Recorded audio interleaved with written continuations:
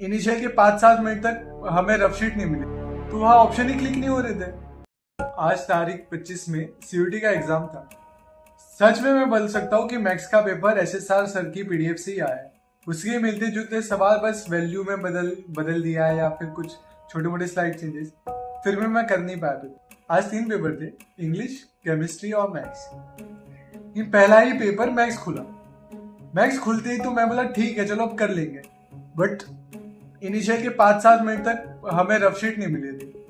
मेरा जिस कोने में मेरी सीट थी वहाँ मतलब पहले बाकी सारे बच्चों को मिल गई थी, ये हमारे रो में ही बस उन्होंने रफ शीट नहीं दी। फिर मतलब थोड़ा शायद खत्म हो गया था, 5-7 मिनट के बाद उन्होंने रफ शीट दिया। फिर मैंने बोला ठीक है, मैं मतलब फट से जैसे सर ने बताया था कि 20 मिनट में मैक्सिमम सवाल कर दो जो क्विकली आंसरेबल हो, मैं करने लगा। फिर जैसे मैं सेक्शन बी में गया, कोर मैक्स, तो वहाँ ऑप्शन ही क्लिक नहीं हो रहे थे।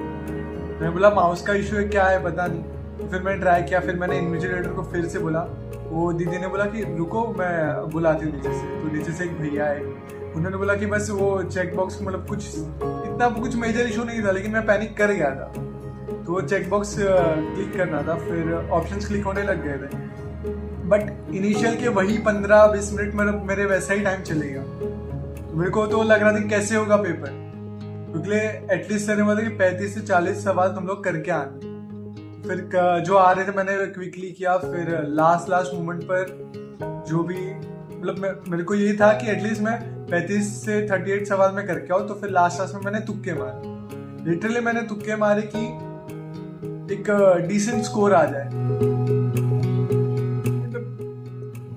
अब ये चीजें जो हुई, अब जब मार्क्स आ जाएगा ना, उसके बाद आप आपके पेरेंट्स को बताओ या दोस्तों को बताओ या किसी को कारण दो कि ये हो गया वो हो गया, यार नहीं फर्क पड़ता हम लोग को। करना था तुझे, किया नहीं हमने, तो फिर कौन कोई बोलेगा। अगर करना तुम्हें था तो करना पड़ेगा ना। अब फिर 1000 बहाने अगर आप दे रहे हो ना दुनिया वालों को, तो लोग समझते नहीं कि ये क्या हो गया, अच्छा ठीक है हो गया, कोई ना ये हो जाएगा वो हो जाएगा, कर लेंगे। बहाने है ना जो भी होते हैं, जो चीजें हुई है तो आप दूसरों को बताओ मत। जनरली जो लोग समझते हैं ना उन लोगों को तो बिल्कुल मत बताओ। कुछ दोस्त रहते हैं उनको बताओ कि ये हुआ, तो ये भी ठीक है कि सुन लेंगे। अब ठीक है, अब मेरा फिर बाकी जो केमिस्ट्री और इंग्लिश का पेपर था वो डिसेंट और इजी था, वो इतना हार्ड नहीं था। ऐसे ही जैसे मैं केमिस्ट्री में ऑर्गेनिक केमिस्ट्री के लिए बहुत डर रहा था कि क्या आएगा, कैसे होगा, रिएक्शंस कैसे होगी, क्या होगा।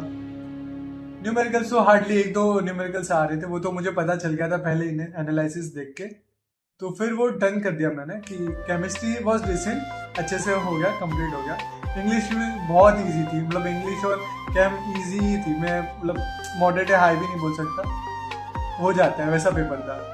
अब जो कसर बाकी रह गई है फिजिक्स के पेपर में, वो मुझे कंप्लीट करनी है, जो है 30 तारीख को मेरा फिजिक्स। तो उसको मैं अच्छे से कर जाऊँ। और गेट का भी एग्जाम है, लेकिन मैं वो दूंगा नहीं, मतलब बैठ लेंगे या कुछ तुक्के मार लेंगे और क्या है। बट हाँ, जो भी कसर बाकी, अगर सच में DU चाहिए, सच में नॉर्थ कैंपस चाहिए, सच में हिंदू हंसराज कॉलेज चाहिए, तो फिर फिजिक्स से ही कवर अप करना पड़ेगा और हो जाएगा, कर लेंगे। बाकी आप सबको दिल से बहुत बहुत धन्यवाद।